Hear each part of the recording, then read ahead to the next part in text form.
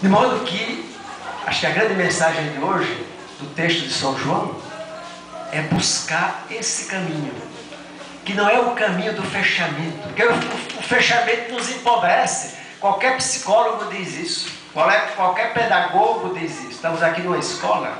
Quando a gente se fecha, como diz Jesus, se agarra com a própria vida, perde a vida, fica pobre, não deixa que a contribuição das outras pessoas venha nos enriquecer, a gente se defende delas. Então o caminho da liberdade é a abertura.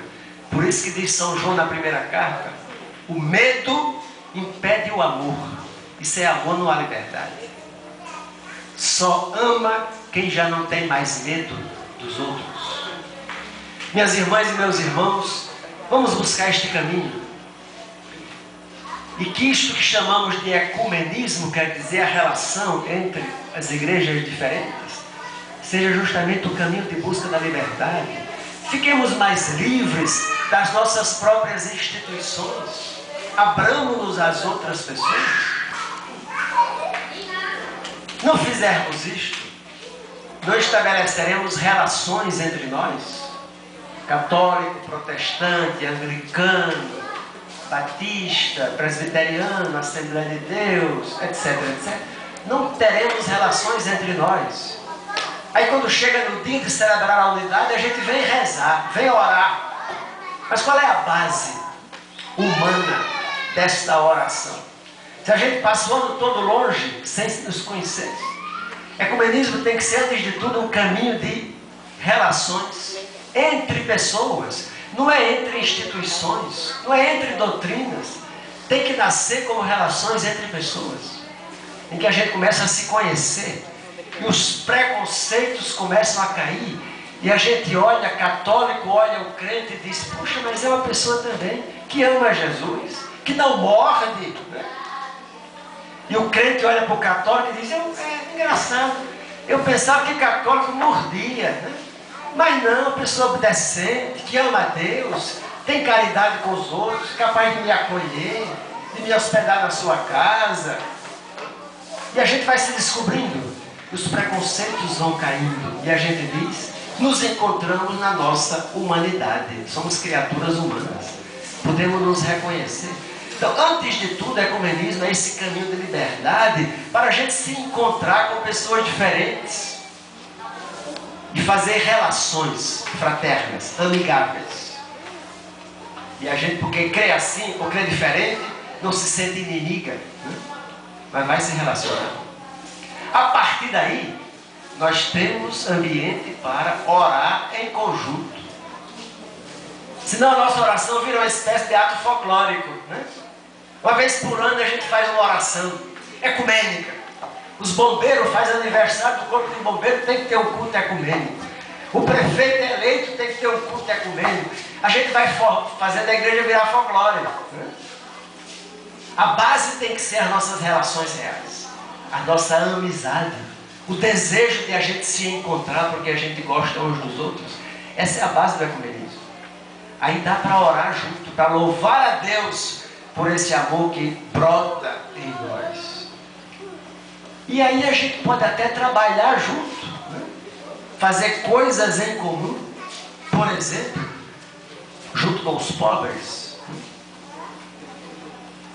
na luta, nas organizações que querem a transformação da sociedade. Por que é que um crente, um católico, etc., não pode se juntar para lutar, para que haja menos fome, menos guerra, menos violência, menos roubalheira, né? Menos falta de vergonha do Senado Federal, dos deputados, dos governadores. Tem vários aí sendo caçados por roubalheira, por safadeza, né? E o povo continua a eleger. E a gente tem que se movimentar para que esse povo não seja mais eleito, né? Para que o povo brasileiro tenha responsabilidade, tenha consciência política, para não se deixar dominar por essa gente. Então a gente pode começar a trabalhar em organizações da sociedade que nos ponham em comum pelo bem de todo mundo. E finalmente podemos conversar sobre Bíblia, sobre doutrina de igreja. Na minha igreja a gente crê assim, a gente diz assim, a gente diz diferente. Ah, é mesmo? Lá diz diferente. Pois é incrível, diz diferente. Aí a gente começa a ver que isso é secundário. que a gente diga assim, que a gente diga diferente, é totalmente secundário. Deus acha graça de tudo isso. O que é que Deus quer? Eu imagino sempre, quando a gente morrer, chega no céu e São Pedro vai pedir a carteira de identidade. Então a gente diz, eu fui presbiteriana. Que bom. Ah, mas eu fui pastor presbiteriano. Muito prazer. Eu fui anglicana, eu fui isso. E começa a dizer, eu fui religiosa, católica romana. Ou seja, começamos a dizer as coisas. Então São Pedro diz, que maravilha, né? Finalmente eu tenho todas essas notícias. Mas eu tenho uma perguntinha para vocês. Que, aliás, quem sabe, para a surpresa de vocês, é a única que interessa a Deus. Eu tenho uma pergunta. Vocês foram capazes de amar? Esta é a única pergunta que interessa a Deus. O resto é tudo as nossas conversas daqui de baixo. E na verdade, minhas irmãs e meus irmãos, é a única que finalmente interessa ao povo. Eu tive um bispo que dizia, nós continuamos divididos por razões de mortos.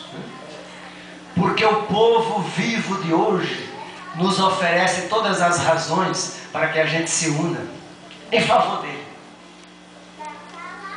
Isso significa o seguinte, que o ecumenismo, além de ser uma coisa de igreja, é uma coisa politicamente explosiva. Imaginem vocês se todas as igrejas se unissem num projeto para libertar este país. Ninguém resistiria. O problema é que nós não temos responsabilidade. Nós estamos no pecado e deixamos que a morte continue. Imagine se em toda a América, que é prevalentemente cristã, as igrejas se unissem num projeto comum de ajudar o povo a tomar consciência da sua realidade e do seu poder de mudar esta sociedade. Porque diz a Bíblia que o poder de Deus está no povo. Só que o povo não sabe, essa é a grande tragédia. A sabedoria e o poder de Deus, diz as cartas aos Coríntios, está no povo. Só que infelizmente o povo não sabe. E evangelizar não é doutrinar o povo. Evangelizar é mostrar ao povo, como dizia Jesus, abrir os olhos para perceber a máscara que encobre esta sociedade miserável e fazer com que a gente não se sinta empoderada para mudar isso. Evangelizar é conscientizar de que este mundo não está de acordo com Deus. Este é o Evangelho de Jesus. O resto são as nossas conversas.